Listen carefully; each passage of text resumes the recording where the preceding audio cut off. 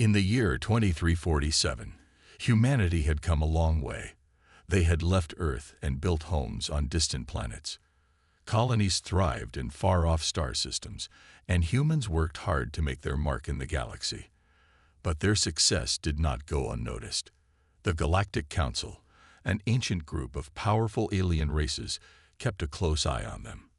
These beings were old, wise, and far more advanced than humans. For centuries, they ruled the galaxy with strict laws and demands. And now, they had turned their attention to Earth. One day, a message arrived from the Council. It was addressed to all of humanity and delivered through every communication channel on Earth.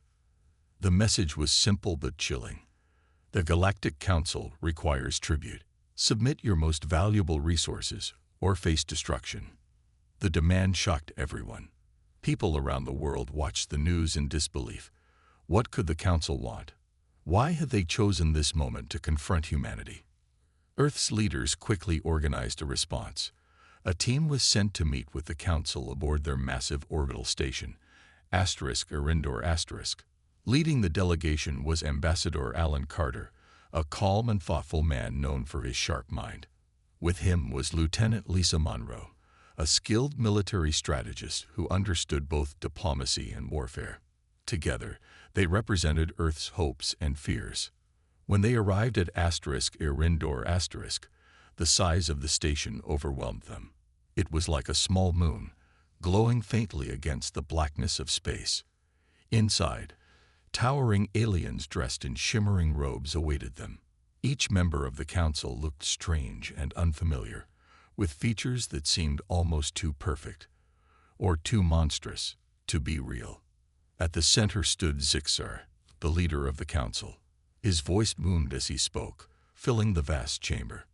"You are young," Zixar said, staring down at Alan and Lisa. "Your kind has spread too quickly, taken too much. You must learn respect. Pay tribute, or we will erase you." Alan tried to stay composed. He cleared his throat and asked, "What exactly do you want from us?" Zixar tilted his head slightly, as if amused by the question. "Your rarest minerals, your finest technology, and your strongest warriors. Give these to us willingly, and you may live." Lisa clenched her fists behind her back. Tribute? Warriors? This wasn't just about resources. It felt like slavery. She glanced at Alan, silently urging him to push back. But Alan stayed calm. "And if we refuse?" he asked carefully. Zixar's expression darkened. "Refusal means extinction. Do not test us, human." The meeting ended shortly after that. As Alan and Lisa walked back to their ship, neither spoke. The weight of the situation hung heavy between them. Finally, Alan broke the silence. "We can't give in," he said firmly. Lisa nodded in agreement. Giving up their freedom wasn't an option. Not for humanity. Back on Earth, people waited anxiously for news. When Alan reported what had happened, fear spread like wildfire. But amidst the panic, something else began to grow. Determination. Humanity had faced challenges before. They had survived wars, plagues, and natural disasters. Now they would have to decide how to respond to this new threat. One thing was clear: they couldn't let the Council crush them without a fight. As discussions began among world leaders, Alan quietly thought about the Council's arrogance. Their belief that humanity would simply obey angered him. In his heart, he knew one thing for sure: Earth wouldn't bow easily. Whatever came next, humanity would stand its ground. After returning from the Galactic Council's orbital station, Ambassador Alan Carter delivered the grim news to Earth's leaders. The Council's demand for tribute had sent shockwaves through every nation. World leaders gathered in Geneva for an emergency summit, their faces reflecting a mix of fear and determination. President Rachel Bennett, a steady and compassionate leader, stood at the center of the room, ready to guide humanity through this crisis. The meeting began with heated arguments. General Ethan Cole, a gruff man with years of military experience, believed war was inevitable. "They're testing us," he said, slamming his fist on the table. "If we give them what they want, They'll only take more. We need to prepare for a fight. Others disagreed. Some leaders argued that humanity couldn't win against such powerful enemies. Look at their technology, one diplomat said, pointing to footage of the Council's massive ships. We're outmatched. If we refuse, they'll destroy us. Rachel listened carefully, her expression calm but serious. She understood both sides. Fighting meant risking everything: Earth, its people, and its future. But giving in would mean surrendering freedom and dignity. Humanity had always found ways to survive, to adapt. Could they do it again? Alan Carter finally spoke up. He reminded everyone of humanity's resilience. "We've faced extinction before," he said. "Diseases, wars, climate disasters. We've overcome them all. This is no different. But we need to respond wisely." He suggested sending one final message to the Council, a bold statement that would show humanity's strength and resolve. "What kind of message?" someone asked. Alan hesitated for a moment, then said, "One word: never." The room fell silent. Never? Was it too defiant? Too risky? Rachel broke the silence. "It's simple," she said. "It says we won't back down. It tells them we're not afraid, even if we are." Slowly, others began to nod. It was risky, but it might also buy them time and respect. As the debate continued, plans were made. Scientists and engineers worked around the clock to improve Earth's defenses. Dr. Emily Shaw, a brilliant physicist, led a team developing experimental weapons. Her goal was to create something that could level the playing field against the Council's advanced technology. Meanwhile, General Cole organized the military, preparing fleets of starships for battle. On the ground, ordinary people also played their part. Factories shifted production to build weapons and supplies. Volunteers joined training programs, learning how to defend their homes. Communities came together, sharing resources and supporting each other. Despite the fear, there was a growing sense of unity. People talked about the Council's demands with anger and defiance. Posters appeared in cities, bearing the word "never" in bold letters. Rachel addressed the world in a live broadcast. Standing in front of a flag representing Earth's United Nations, she spoke clearly and confidently. "We've been given an ultimatum," she said, "but we will not bow. We will not give up.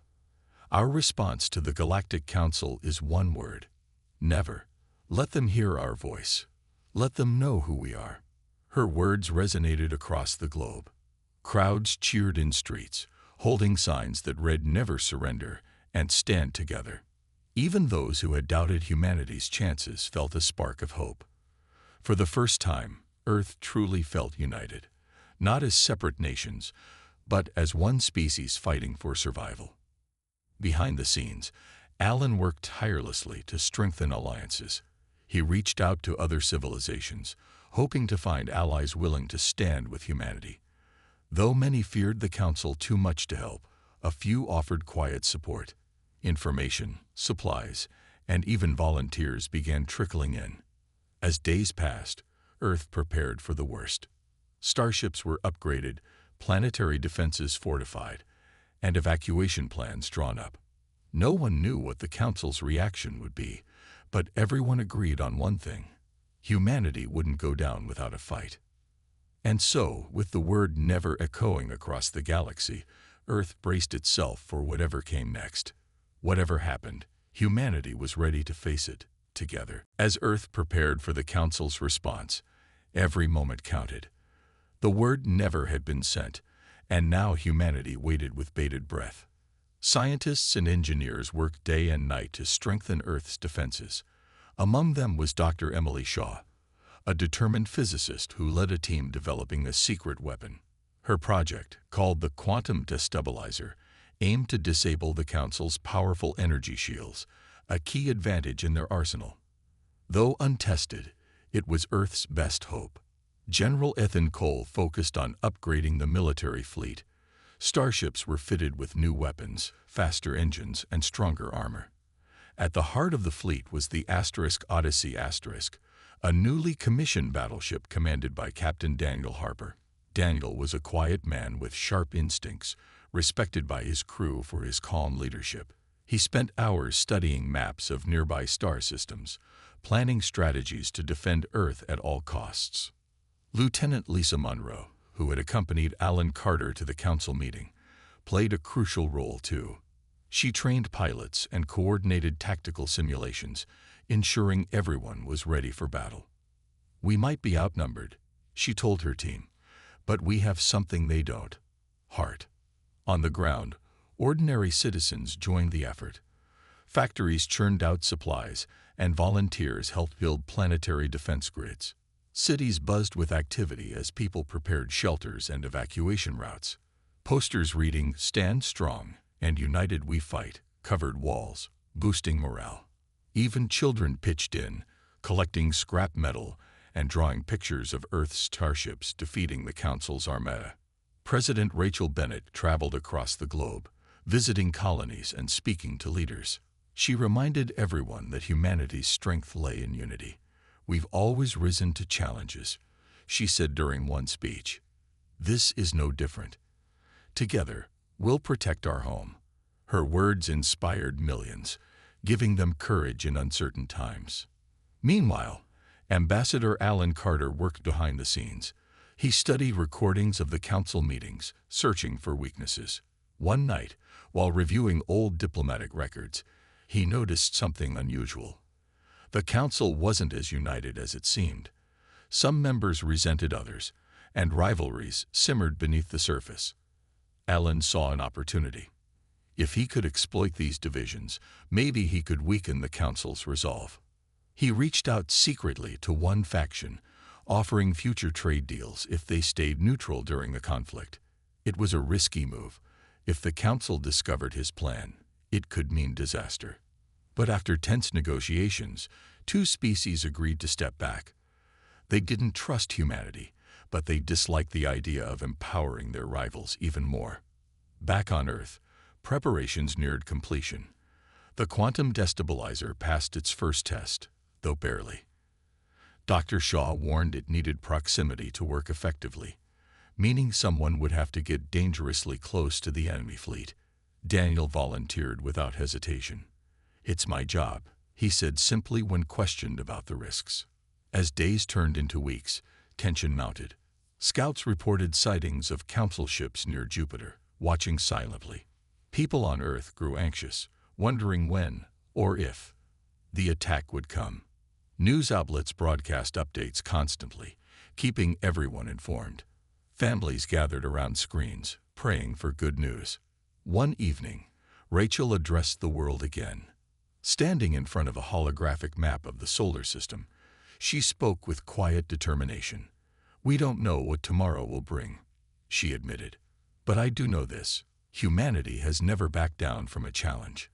Whether through diplomacy or battle, we will face this threat head-on, and we will prevail." Her words resonated deeply. Across the planet, people felt a renewed sense of purpose. Whatever happened next, they were ready. Earth's defenses were strong, its people united, and its spirit unbreakable. As stars twinkled above, humanity stood firm, waiting for the Council's next move, and preparing to fight for their place in the galaxy. The Council's response came sooner than anyone expected. A massive armada appeared near Jupiter, its ships blotting out the light of the distant sun. The vessels were enormous, far larger than anything humanity had ever built. Their sleek designs shimmered with alien technology, and their sheer numbers made Earth's fleet look small in comparison. Panic rippled through the colonies as images of the fleet spread across news channels. But amidst the fear, there was also resolve. Humanity had prepared for this moment. Zixar, the council leader, sent a transmission directly to Earth. His voice boomed over every communication system, cold and unyielding. "You have defied us," he said. "Surrender now, or we will destroy your world. You have 24 hours. The message ended abruptly, leaving silence in its wake. General Ethan Cole sprang into action. He ordered Captain Daniel Harper to take the Odyssey and a small squadron of ships to intercept the Council fleet. The goal wasn't to win, yet, but to test the enemy's strength and buy time for Earth's final preparations. Daniel accepted the mission without hesitation. Lieutenant Lisa Monroe insisted on joining him, bringing her tactical expertise to the front lines. As the squadron approached the Council Armada, the sight was overwhelming. The alien ships loomed like mountains, their surfaces glowing faintly with energy. Daniel gave the order to hold position just outside weapons range. "Let's see what they do," he told his crew. For a moment, nothing happened. Then one of the Council ships fired a warning shot, a bolt of energy that streaked past the Odyssey and exploded harmlessly in space. "They're toying with us," Lisa muttered, gripping the edge of her console. Daniel nodded. Time to show them we're not so easy to intimidate. He ordered a feint, a quick attack designed to draw the Council ships into a predictable pattern. Two smaller human vessels darted forward, firing short bursts before retreating. As expected, the Council fleet responded by sending several ships to pursue them. The movement revealed gaps in their formation, which Daniel noted carefully. When the Council ships closed in, Daniel launched a counterattack. The Odyssey unleashed a barrage of missiles, targeting one of the smaller alien vessels. The ship's shields absorbed most of the damage, but the attack forced it to retreat. It was a small victory, but an important one. It proved the Council's defenses weren't invincible. However, the Council quickly adapted. They surrounded the human squadron, cutting off escape routes. Energy beams lashed out, striking the Odyssey's hull. Alarms blared as the ship shuddered under the assault. "Shields are down to 40%, shouted one crew member. "Evasive maneuvers," Daniel commanded. The Odyssey banked sharply, narrowly avoiding another blast. Lisa coordinated with the other ships, guiding them through the chaos. One by one, the smaller vessels broke free, retreating back toward Earth. Daniel knew they couldn't stay much longer. The mission had served its purpose. They had gathered valuable data about the Council's tactics and exposed weaknesses in their formations. "Time to go," he said firmly. With one last volley of fire, the Odyssey turned and raced away, pursued briefly by Council ships before they gave up the chase. Back on Earth, Daniel reported grimly to General Cole and President Rachel Bennett. "They're stronger than we thought," he admitted, "but not unbeatable. We can fight them if we hit them smart." Rachel listened intently, her expression calm but determined. "Then we'll hit them smart," she said. "We've come too far to give up now." As the Council fleet advanced toward Earth, humanity braced itself for the final battle. The quantum destabilizer was ready. The fleets were prepared, and the people stood united. Whatever happened next, they would face it together. With the Council fleet advancing toward Earth, humanity's last hope rested on a risky plan. The quantum destabilizer, developed by Dr. Emily Shaw, was ready for deployment. But it required getting dangerously close to the enemy ships to work. Captain Daniel Harper volunteered to lead the mission aboard the Odyssey, knowing full well the odds were against him. Alongside Lieutenant Lisa Monroe and a small dedicated crew, he prepared for what could be their final battle. Ambassador Alan Carter, meanwhile, worked tirelessly behind the scenes. He had discovered cracks in the Council's unity, rivalries, and old grudges between its members. Using this knowledge, he reached out covertly to one faction, offering future trade deals and alliances if they stayed neutral during the conflict. It was a gamble, but it paid off. Two key species within the Council agreed to step back, weakening the Armada's strength. Though they didn't openly support humanity, their withdrawal created confusion and hesitation among the remaining Council forces. As the Council fleet approached Saturn, Daniel positioned the Odyssey near the planet's rings, using them as cover. The plan was simple but perilous. Lure the Council flagship into range, deploy the destabilizer, and disable its shields. From there, Earth's fleet would launch a concentrated attack. Success depended on timing, precision, and sheer luck. The battle began with a sudden charge from the human fleet. Starships darted through space, firing salvos at the Council vessels. The aliens responded with overwhelming firepower, their energy beams cutting through human defenses. Despite heavy losses, the smaller human ships executed daring maneuvers, drawing the Council fleet closer to Saturn. Daniel waited patiently, his eyes glued to the view screen. When the flagship finally entered range, he gave the order. Deploy the destabilizer. The device fired a pulse of quantum energy, invisible to the naked eye, but devastating in effect. The Council ship's shields flickered and collapsed, leaving it vulnerable for the first time. Seizing the opportunity, Daniel ordered the Odyssey to fire everything it had. Missiles streaked across space, slamming into the flagship's hull. Explosions lit up the darkness as the massive ship listed to one side. Chaos erupted among the Council fleet as they scrambled to protect their leader. Zixar, the Council leader, appeared on the communications screen, his expression furious. "You dare challenge us?" he roared. Daniel met his gaze calmly. "Yes," he replied. "And we're not backing down." The Council flagship attempted to retreat, but Daniel anticipated the move. He maneuvered the Odyssey to block its escape route, engaging in a fierce dogfight. Lasers flashed, and debris filled the void as both ships exchanged blows. Inside the Odyssey, alarms blared, and sparks flew from damaged consoles. Yet the crew held their ground, determined to see the mission through. Finally, a well-placed shot from the Odyssey struck the flagship's core. The alien vessel erupted in a blinding explosion, sending shockwaves through the battlefield. Without their leader, the remaining Council ships faltered. Some retreated entirely, while others hesitated, unsure of what to do next. Back on Earth, people watched the battle unfold in real time. Cheers erupted as news of the flagship's destruction spread. President Rachel Bennett addressed the world once more, her voice steady and triumphant. "Today, we showed the galaxy that humanity will not bend to tyranny. We fought for our freedom, and we won." Though battered and weary, the human fleet regrouped around the Odyssey. Daniel looked at his crew, pride swelling in his chest. They had done the impossible. But he knew the fight wasn't over yet. The Council might return, stronger and angrier. For now, though, humanity had proven it could stand toe-to-toe with the greatest powers in the galaxy and survive. The destruction of the Council's flagship marked a turning point in the battle, but it wasn't the end. The remaining alien ships regrouped, their movements chaotic and uncertain without Zixar's leadership.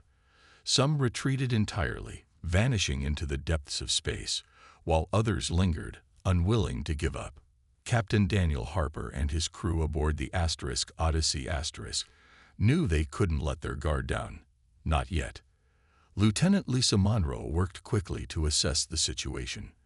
"Their formation is breaking," she reported, pointing to the view screen. "But they're still dangerous." Daniel nodded.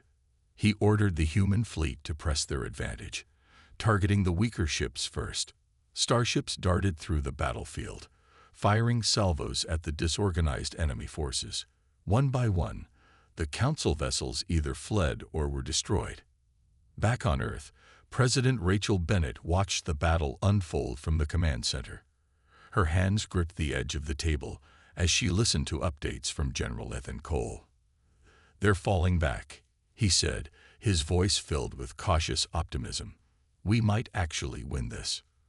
But Rachel remained focused. Winning the battle was one thing. Securing peace was another. She turned to Ambassador Alan Carter, who had been monitoring communications from the Council fleet. "What about the factions that stayed neutral?" she asked.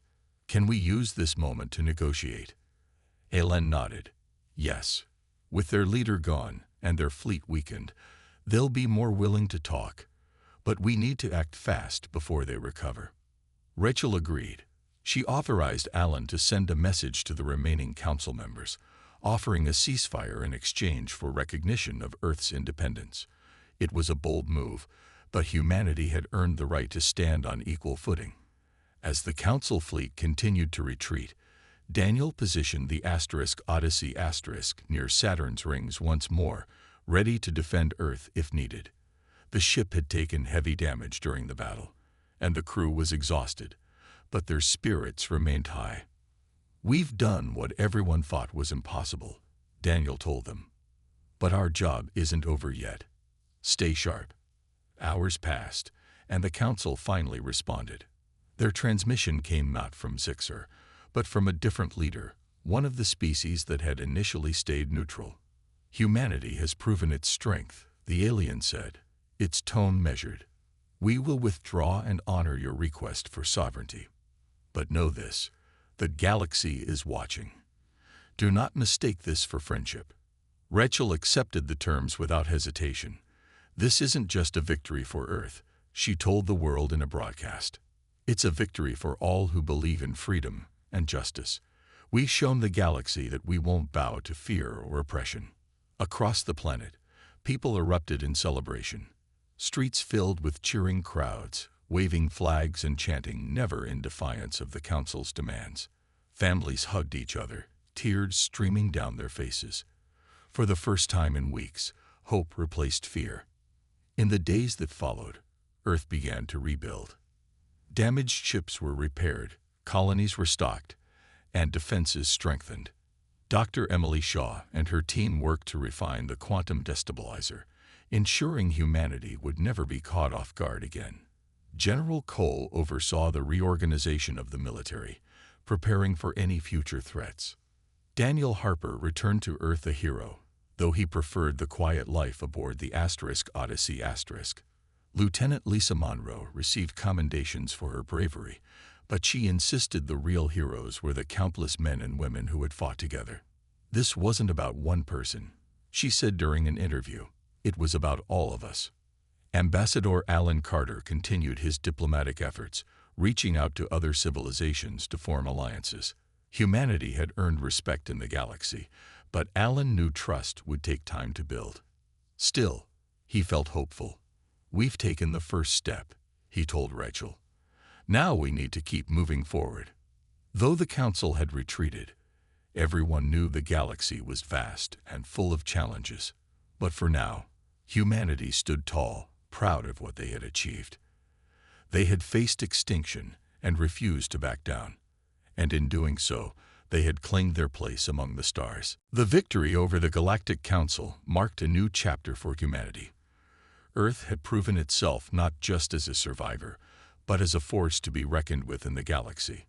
The Council's retreat sent a clear message: humanity would no longer be pushed around. But the battle had also taught them an important lesson. Peace was fragile, and trust needed to be earned.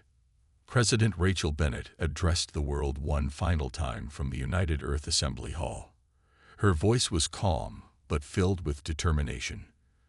"Today, we celebrate our triumph," she said, looking into the cameras. "But let this moment remind us of our responsibility. We've shown the galaxy that we are strong, but now we must show that we are wise. We will rebuild, explore, and grow, but we will do so with respect for others." Her words resonated deeply. Across the planet, people began to focus on healing and progress. Factories that had been producing weapons shifted back to creating tools and technology for everyday life. Scientists who had worked tirelessly on defense projects turned their attention to improving life on Earth and its colonies. Dr. Emily Shaw, whose quantum destabilizer had played a key role in the battle, started researching ways to use quantum energy for peaceful purposes like clean power and faster travel. Ambassador Alan Carter continued his work, reaching out to other civilizations. Many were wary of humanity after the conflict with the Council, but some saw an opportunity. Trade agreements were signed with distant species, and cultural exchanges began to take shape. For the first time, humans learned about alien art, music, and history, while sharing their own stories in return. Slowly but surely, bridges were built. Captain Daniel Harper returned to space aboard the Odyssey leading missions to explore uncharted star systems. Though the scars of battle still lingered, he found peace in the quiet vastness of space. Lieutenant Lisa Monroe joined him on many of these voyages, her tactical mind helping navigate both dangers and diplomacy. Together, they mapped new worlds and discovered resources that could benefit Earth for generations to come. Back home, General Ethan Cole oversaw the reorganization of Earth's defenses. He knew the Council might return one day, stronger and angrier. But instead of living in fear, he focused on making humanity even more resilient. Military bases were upgraded, training programs expanded, and alliances strengthened with Earth's colonies. "We won't wait for the next threat," he told his officers. "We'll be ready." As months passed, the word never became a symbol of hope across the galaxy. It represented defiance, unity, and courage, not just for humans, but for others who dreamed of freedom. Stories of Earth's stand against the Council spread far and wide, inspiring weaker species to resist oppression. Rachel often thought about what the future held. She imagined humanity meeting new friends and new enemies as they ventured deeper into the stars. But she believed in their ability to adapt and thrive. "We're explorers at heart," she once said during a speech. "And now we have the chance to explore not just space, but ourselves. Who we are, what we value, and how we can contribute to the galaxy." One evening, as Rachel stood on a balcony overlooking Earth's capital city, she gazed up at the night sky. Stars twinkled above, each one a reminder of how far humanity had come and how much farther they could go. Beside her, Alan Carter joined in silence, his eyes reflecting the same awe. "We've made history," Alan said softly, "but this is only the beginning." Rachel nodded, a small smile forming on her lips. "Yes," she replied, "and whatever comes next, we'll face it together." Across the galaxy, humanity looked outward once more, ready to carve its place among the stars. They had fought for their freedom, earned their independence, and proven their strength. Now, they would step into the unknown, not as subjects or victims, but as equals.